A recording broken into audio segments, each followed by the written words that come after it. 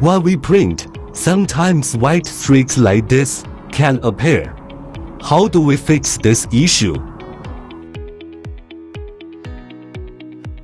It is very simple. Firstly, open the front cover of the copier.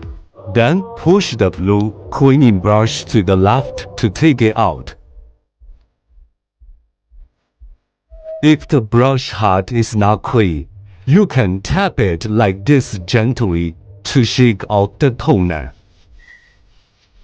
Once the brush head is clean, we can start cleaning like this. Until there is no toner left on the head, it is clean.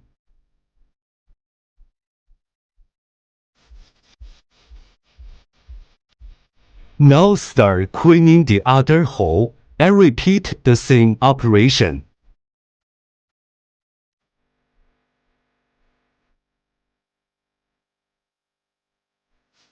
Cleaning is completed. Put the cleaning brush back in its original position.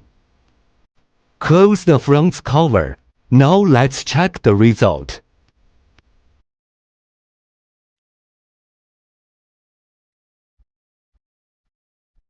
You can clearly see that the white streaks have significantly decreased.